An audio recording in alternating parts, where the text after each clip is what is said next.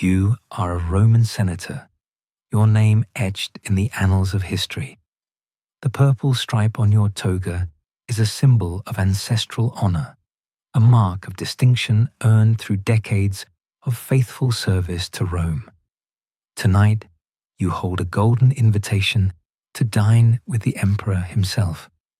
Your heart should be soaring with pride, but instead, it is seized by a primal terror. As you ascend the steps of the Palatine Hill, you feel the icy fingers of fear clench your stomach. The guards' gazes slide past you, never meeting your own. They know where you are headed, and in their silence lies an ominous omen. The aroma of expensive incense tries in vain to mask the nauseating stench that permeates the air.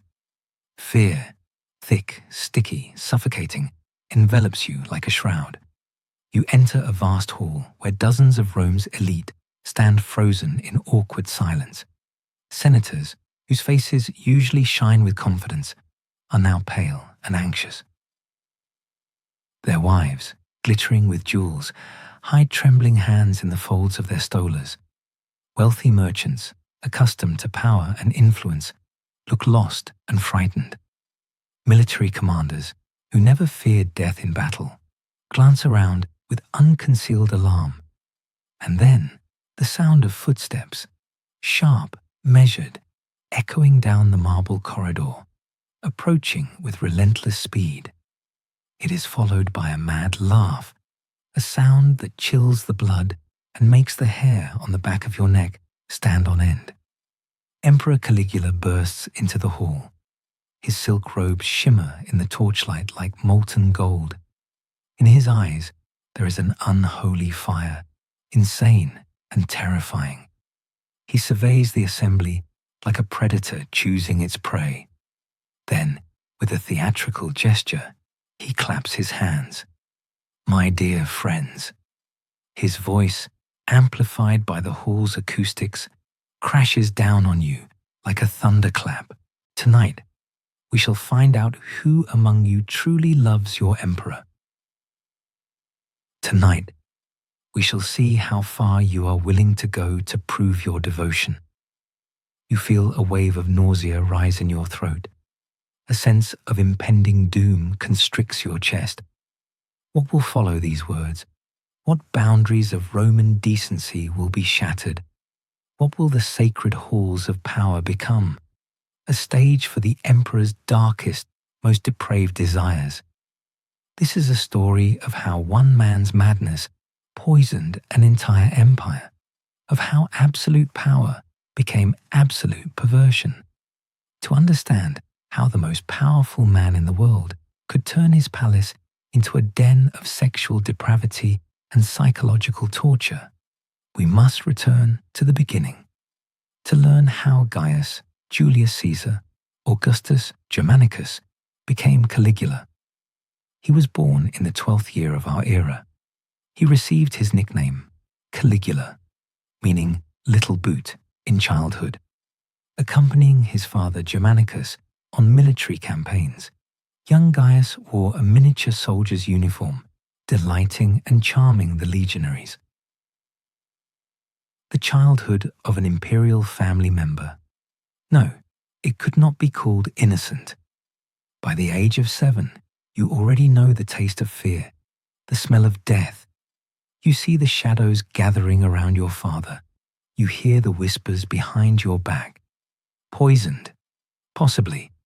On Tiberius's orders? Probably. You watch as your mother, Agrippina the Elder, and your brothers disappear. Exile, prison, death. It is all a game. The paranoid intrigues of imperial politics. You are a child. But you know, a knock on the door. It could be the last. Survival is your lesson. Weakness is death. Trust, a luxury. You are a master of deception. Harmless, innocent. Let them think it. Let them watch as they destroy your family. You remember, you feel, rage, helplessness. This early trauma, it will fester. A need to dominate, to humiliate. Those who remind you of power, of those who terrorized you. The year is 37 AD. Tiberius is dead. Rome rejoices. You are emperor, 24 years old. The son of Germanicus, a symbol of hope. You remember the crowd's jubilation. You see their faces full of hope. Rome had suffered decades of paranoia, of seclusion. They want glory. They want light. For 7 months, you are everything they hoped for. You recall the exiles. You reward the praetorians. You host games. The people love you. You feel their love. You bask in it. But something changes. Something breaks. The palace, it becomes a playground. Your fantasies, they become reality. Perverse, dark. Late 37 AD, you are ill. Brain fever, that is what they call it. Severe, very severe. The empire is paralyzed. You hover on the brink. Life or death. Rome prays, holding its breath. Some say it was brain damage, irreversible. Others, that it simply tore away the veneer, the thin veneer of sanity, unleashing your dark impulses. You feel the darkness consuming you, and you like it. When Caligula recovered, you noticed it immediately. The change, the boy, restrained, rational, was gone. What remained was, who was this?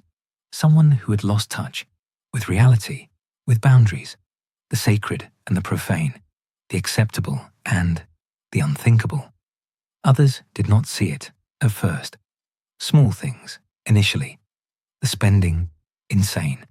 The behavior, bizarre. The decisions, worse and worse.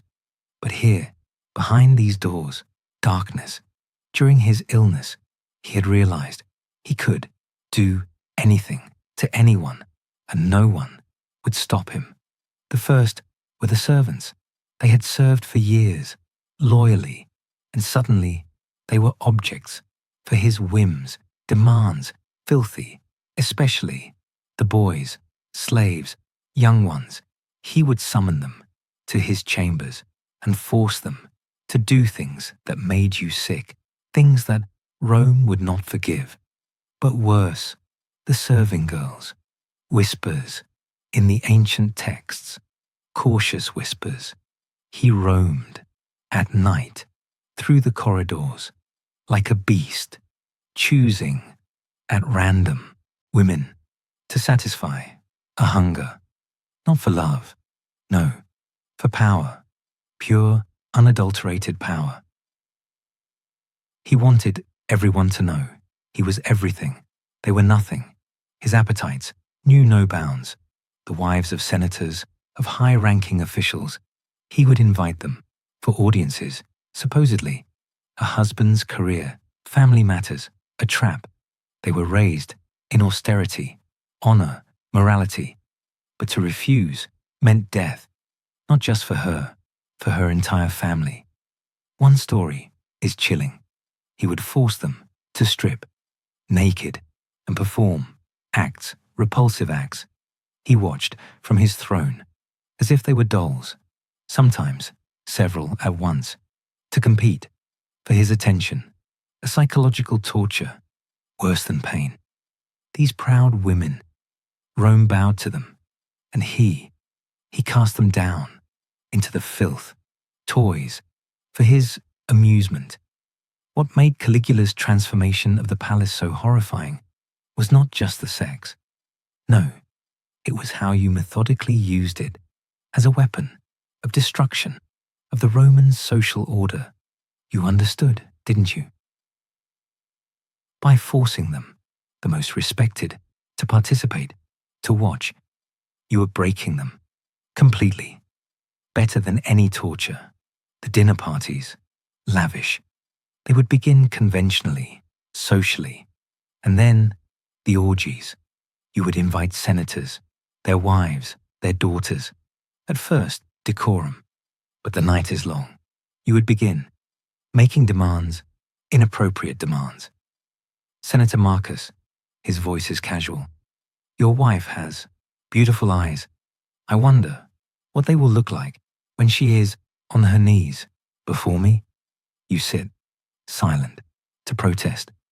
death for your family. She must obey any demand. Right in front of you, her husband, her children, the horror in their eyes. Broken, forever, marriages, shattered, children, traumatized, proud families, instruments. For your perversion, you reveled in it, forcing them to watch. Husbands, as their wives were humiliated. You had special places for viewing everything. The oral sex, the act, performed by you, or by those you chose. The rage, the helplessness, the shame, on their faces, gave you satisfaction, no less than the act itself, the palace, on the Palatine. It was changed for your fantasies, ever more elaborate, special chambers, for group, scenes, viewing platforms, the furniture, couches, arranged in circles, so everything could be seen, sex, from every angle. You enter, one room, a miniature amphitheater, raised seats encircle an arena. The stone is cold beneath your palms. The stench of semen and fear is ingrained in the porous travertine.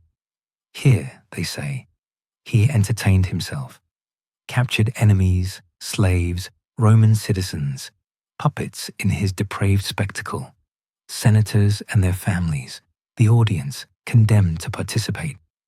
Applause stuck in their throats like handfuls of ash. You stand in his bedroom. The marble under your bare feet is slick with sweat. Viewing platforms, like malevolent eyes, watch you. Multiple entrances, pathways for uninvited guests, witnesses to his lust. He needed to be watched. Power. Absolute animalistic power, steeped in the smell of cheap incense and rotting fruit. This was a brothel. The wives and daughters of senators, stripped of honor and will, they serviced him, his guests, foreign ambassadors, soldiers. You feel their humiliation, sticky and heavy like a death sweat. He conducted this chaos like a mad director, savoring every detail, every moan, every tear. You see how he desecrated rituals, sacred rites, performed for centuries with reverence, became a farce, an opportunity to humiliate, to break, to subjugate. A cough echoes in the empty hall. You imagine a Senate meeting. The senators' wives, a bargaining chip, currency in his sordid game. While their husbands debate the fate of Rome, their flesh becomes a battlefield, the arena for his power. Decisions are made to the accompaniment of sobs and muffled curses. State affairs and sexual violence have become entwined in a serpentine knot. And you are part of this nightmare. You stand in the shadow of a column, feeling the stone's chill seep through the thin fabric of your toga. The air hangs heavy with the scent of frankincense, mixed with the sour smell of sweat and cheap perfume. The sounds of religious chants, distorted as if through a great depth of water, drift from the temple. You hear the priestesses whispering, their voices trembling with fear and humiliation. You see their faces, pale in the flickering torchlight, eyes full of terror. Caligula, he has declared himself a god, and now the rituals are desecrated. You feel a wave of nausea wash over you. Your breath becomes shallow. You see the priestesses who have taken vows, stumbling toward the altar.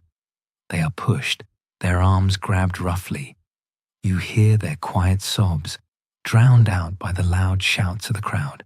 You remember the weddings, his weddings, short, brutal farces. He marries, divorces, marries again. Each time, a blow to honor, to dignity. You remember the story of the father, forced to watch, to see his daughter. No, heat rushes to your face. Rage and helplessness are suffocating. He has turned lust into a weapon. Economic terror. The wealthy families of Rome, they offer their wives, their daughters, in exchange for safety, for their lives, Invitations. You know what they mean. Private audiences. You feel a sticky fear, slick as a snake. You cannot refuse. You cannot risk everything. Taxation. On sexual services. Officially.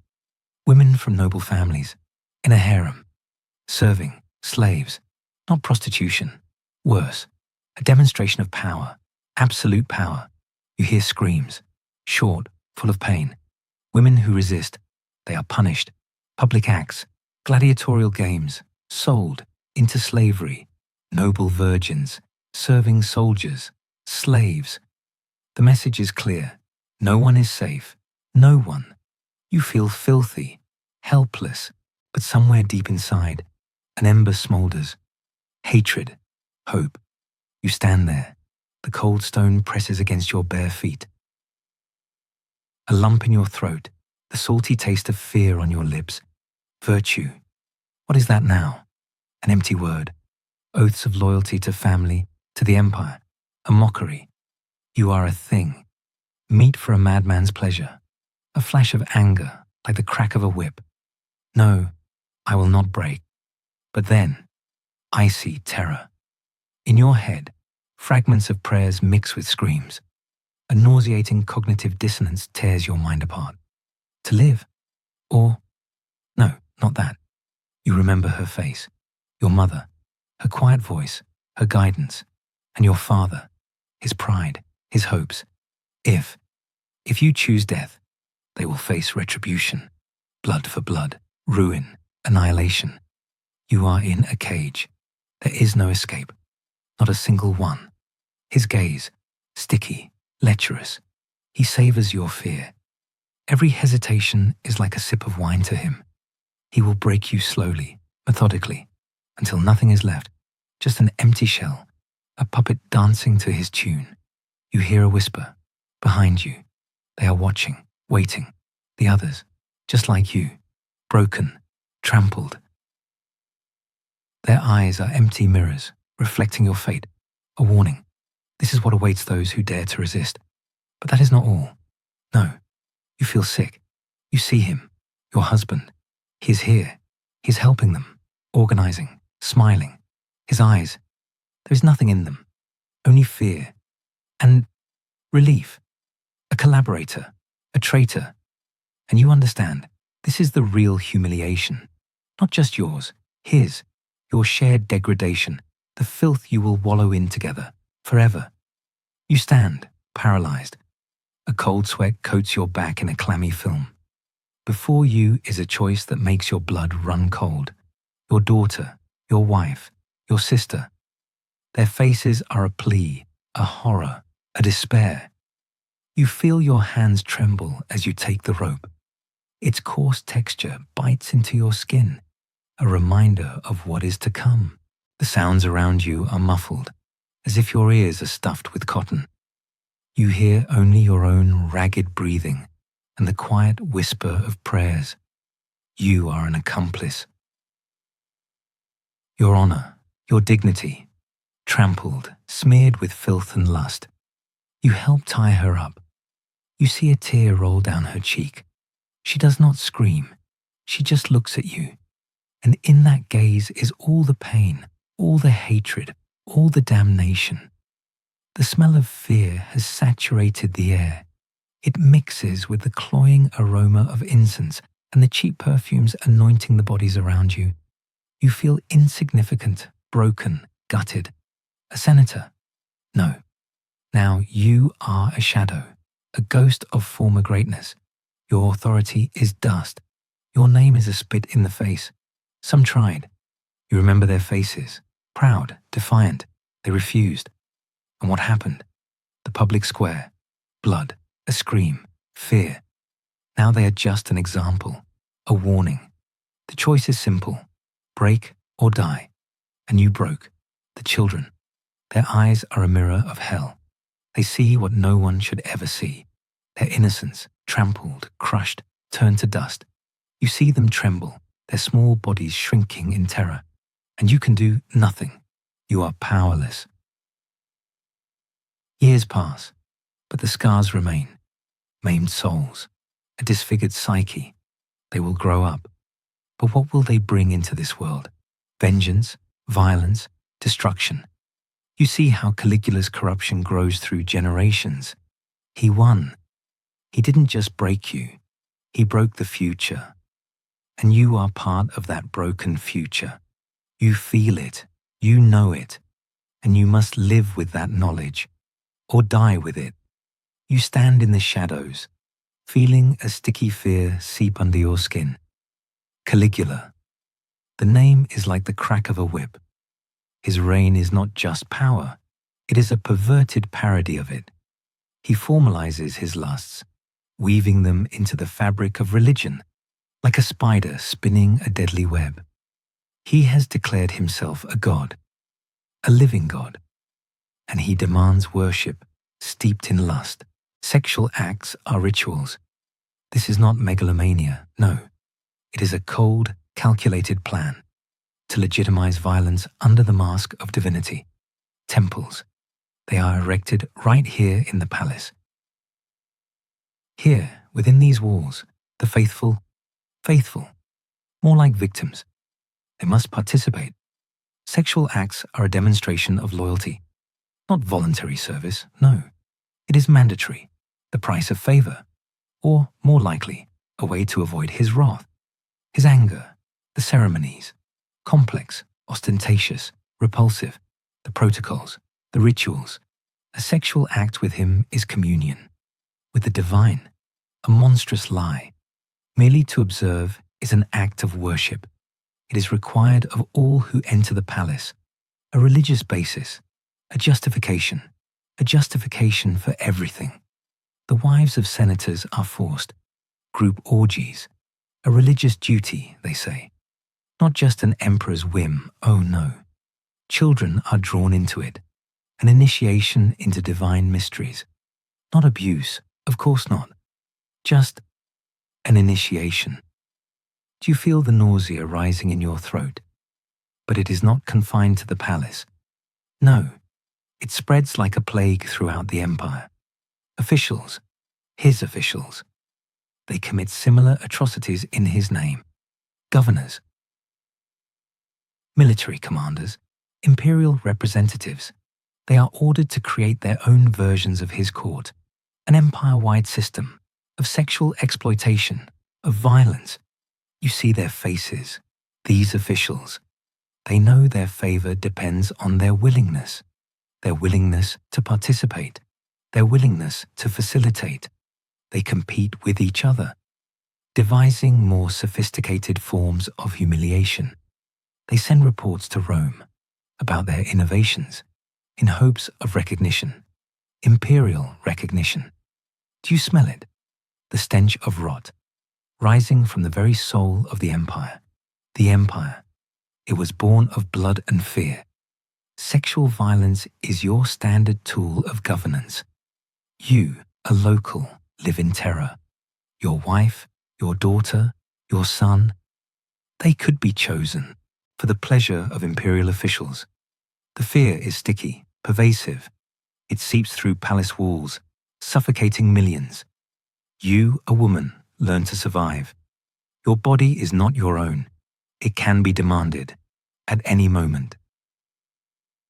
For their lustful purposes, sexual terrorism. This is Caligula's brand, a scar that will remain for generations.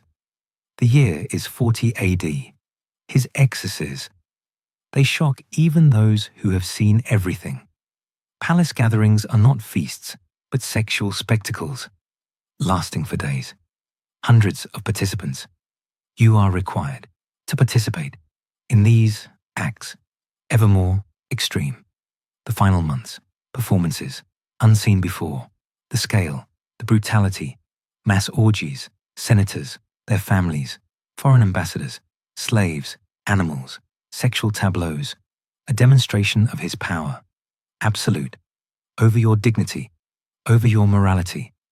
These final acts, they are not for pleasure. They are a statement about the nature of power, imperial power, by forcing respected citizens to participate in the most humiliating acts.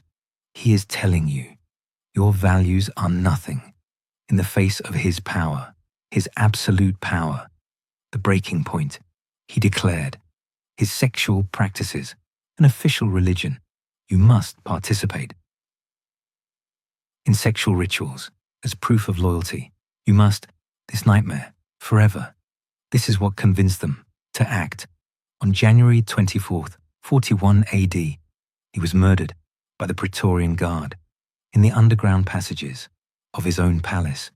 Even after his death, Caligula's sexual crimes continued to haunt you and everyone else. The conspiracy wasn't just political, no. It grew from personal pain. You saw their faces, those who were forced to watch as he, this emperor, broke their families. Claudius, the new emperor, bears a heavy burden. The consequences of the sexual terror. You see them yourself. The physical evidence is everywhere. The rooms, they are equipped for torture. The collections of pornography. But these are not just drawings. They are them, your friends, your family, and the records, detailed, meticulous, blackmail material against everyone. Quietly, everything is being destroyed, not out of respect for him, for Caligula, but to protect them, the victims, their families, from further humiliation. The rooms where it all happened are sealed, remodeled, as if one could erase the memory, the physical memory of what was. The cover-up, it is everywhere, even in the historical records. Yes, they write of his crimes, but in coded language, to hide the scale. And you understand why.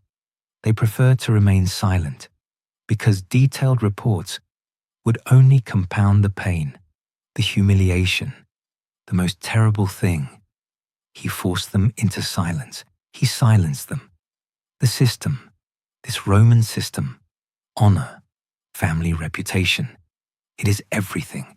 It is impossible to speak, impossible to tell what was done to you, not without destroying everything that remains. The women raped by him, society would blame them, always, no matter what happened. The men forced to watch as he humiliated their wives, they cannot speak.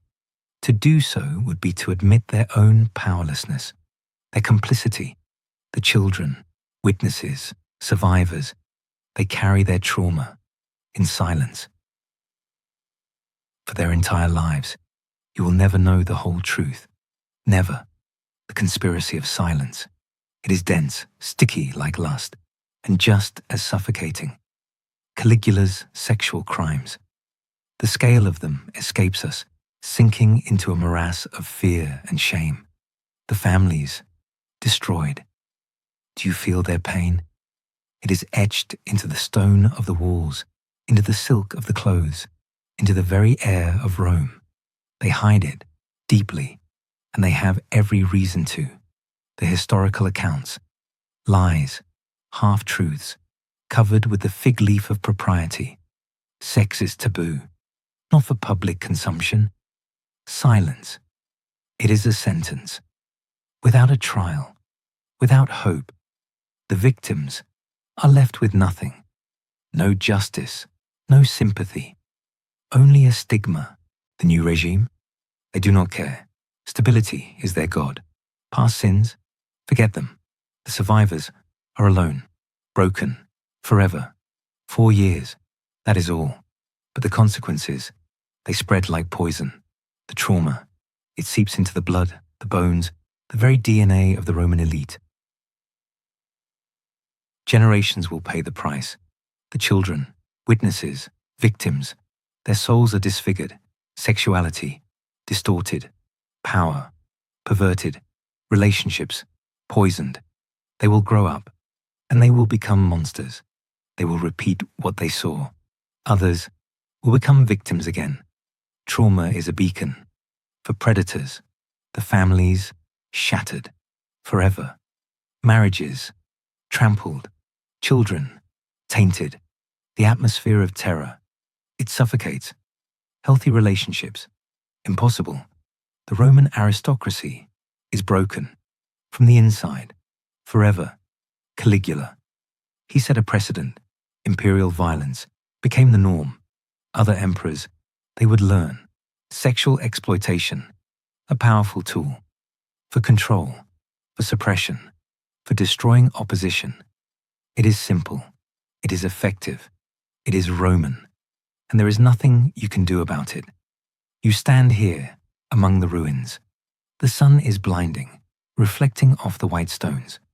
The murmur of the crowd, the clicks of cameras. Tourists, like you, wander the Palatine Hill. They marvel. They try to imagine the greatness of the empire. But you feel it on your skin. The horror. The marble under your feet feels slick, as if damp with blood. You see the cracks, a web of fine lines cutting through the stone. They form a pattern, a silent scream. The foundation stones. You touch them with your hand. Cold. Not just the cold of stone, but the freezing cold of fear. There were rooms here, rooms designed for torture, not for war, not for punishment, but for pleasure. The drainage systems. You imagine the blood flowing through them, the tears, the semen, torrents of humiliation washing away human dignity. The underground passages, darkness, the smell of dampness and despair. Down there, they waited. The victims. They knew what awaited them. They prayed for death. You hear a whisper, faint, barely audible in the hum of voices. It is them, the ghosts, a senator's wife. You see her face, delicate features, twisted in horror. She chose death, just to avoid another night. A 10-year-old boy, his eyes full of a child's pain. He watched, saw his mother being tortured. You feel his powerlessness, the rage frozen in his heart. A proud Roman matron. They broke her, turned her into a thing, forced her to sell herself. You feel her shame, deep, all-consuming. 4 years, only 4 years of Caligula's reign. But it was enough. His shadow fell across centuries. Power, control, sex, weapons. They are used to break, to humiliate, to destroy. You look at these ruins. They are not just stones. They are a monument, a reminder that evil does not die. It only changes its form. Scale and documentation. That is the only difference. The essence remains the same. And you feel it. You know. It can happen again. Always. As long as there is power. As long as there are those willing to use it for evil. You stand here, among the ruins, and the horror seeps into you, fills you. You are part of this story, and you cannot escape it. You stand in ruins, not of stone and ash, no. In the ruins of memory, in the ruins of yourself, the emperor.